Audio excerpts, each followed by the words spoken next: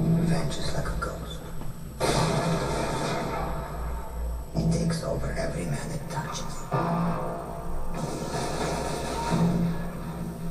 Its thirst cannot be quenched until the last man standing has fallen. This appears to be the work of the ultra-nationalists led by the shadow of Zakayev, one Vladimir Makarov. The Kremlin, however, sees it differently. The Prime Minister has pledged for support to aid in any way possible. Zakayev kept Makarov in check, but no longer.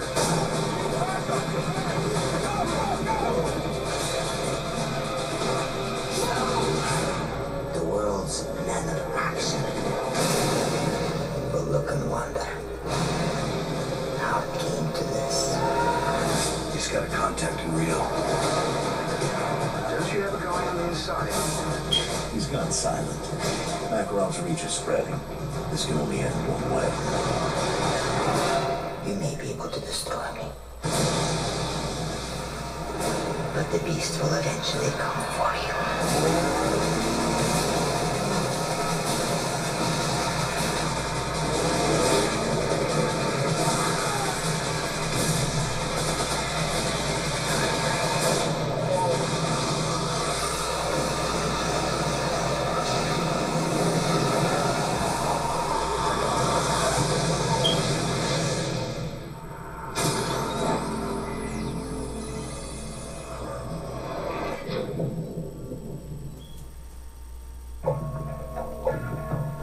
Hell yeah, Modern Warfare 2. What's going on, people? It's your man, Skilled87 here, all for the PSN.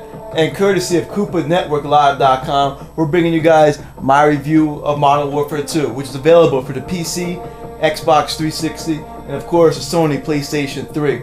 That's all the footage, gameplay, whatever you want to call it, you're going to find in this video. There's a lot to talk about, a couple things I want to get out the way. So let's just get straight down to it. Graphically, this game is good. It's a multi-platform game, so you shouldn't expect, graphics that a lot of PSP players are used to with their, exclusives like Uncharted 2 and, God of War and Killzone and upcoming Heavy Rain, you know what I'm saying? But for a multi-platform game, it looks great. The faces look very real. The guns look a lot better than they did in Modern Warfare 1. The environments look slick, and the graphics get the job done. Now remember, these are multi-platform graphics. So in a sense that yes, they are multi-platform, the game does in fact look very good. So the graphics are gonna get a thumbs up from me. All right. Sound-wise, the voice acting's good. It's it's believable. In the campaign, when people talk, you really get that strong sense of emotion that they're going, oh my god, and shoot and shit like that. But the orchestra, outstanding. The gun sounds.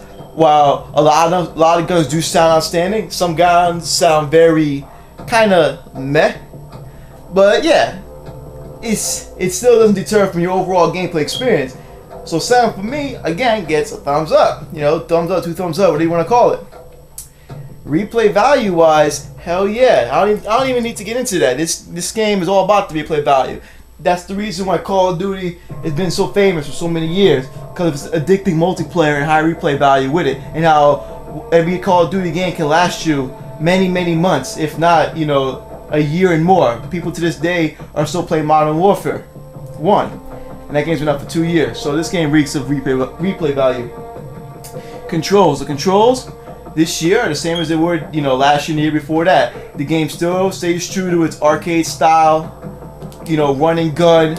Guns have no way kind of feel to them. Though this year, they've really upgraded the animations and the flow of the guns. So now the guns have a lot more movement to them when you're moving left and right, forward, backwards, more lifelike movements. And remember, depending on what gun you have, your character will run slower or, whatever.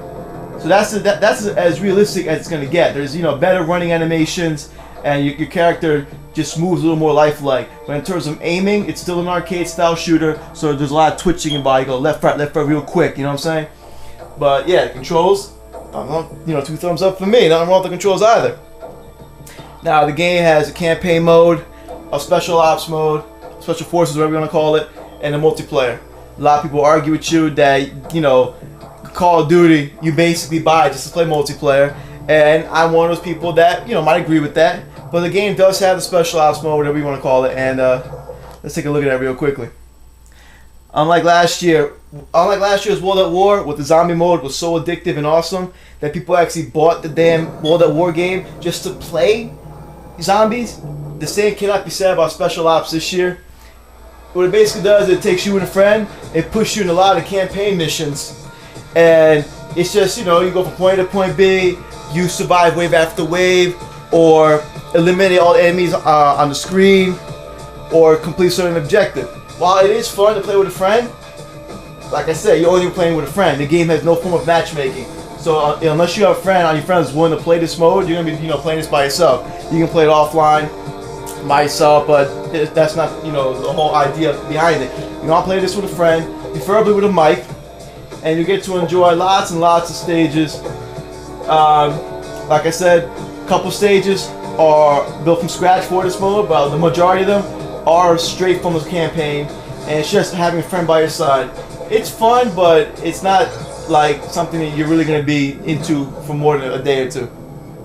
Campaign mode takes off from where Modern Warfare 1 left off, just like the, you know, the previous Call of Duties. You play the game from the perspective of several different people.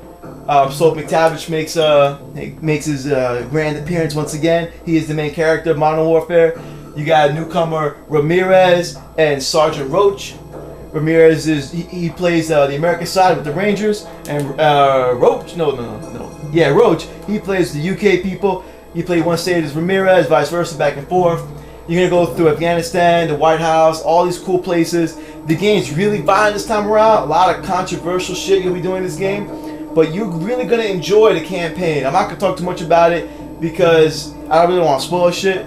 The campaign will run you about 4 to 5 hours long. Typical Call of Duty, short campaign, all about the multiplayer. You will enjoy the campaign, and there are several missions in the campaign that you will want to play over and over again. The AI, though Infinityward claims the AI has changed a lot, it still feels like the same bullshit AI. They run up to you, they aim at you perfectly, they shoot in a straight line, they can't miss, and they just look kind of, you know, the way the AI acts, you know, when you shoot them, their reactions are good and solid, but they still feel so meh. Like, the game looks great, but the AI is a little meh. So yeah, special ops meh, campaign meh, multiplayer go. This is the reason why you bought this game. Call of Duty, Modern Warfare 2, online. They did a lot this year, paused a lot, fixed up a lot of shit. You know, they took Juggernaut and Martyrdom out of the main perk section, though they are still in the game as death streaks. And what death streaks are this year is, for you players that suck, basically, a lot of people do suck at Call of Duty games. A lot of people are really good at it. But for those who died 3 times straight, 4 times straight, 5 times straight, you know, Infinityward's looking out for you. How that works this year is, with Martyrdom and Juggernaut, you die 3 times straight, you get Juggernaut for 10 seconds on your new life. And until you get a kill, you'll always spawn with the painkiller, aka Juggernaut, for 10 seconds. Martyrdom, you die 4 times straight, then you'll drop a live grenade. In this game, you'll barely have an issue with a guy with Juggernaut and Martyrdom, so you don't have to worry about that. This year, you can equip regular guns as secondary. You don't have to equip yourself in no overload shit like that just to have a rifle or some machine gun as a secondary gun. There's lots of different attachments. You will unlock different attachments by using previous attachments. You just don't use the gun over and over. And your sidearms, mainly your pistols, can also have little upgrades to them. What's really cool is the perk system has evolved. They removed a lot of the perks. A lot of perks are gone, but the remaining perks have secondary abilities.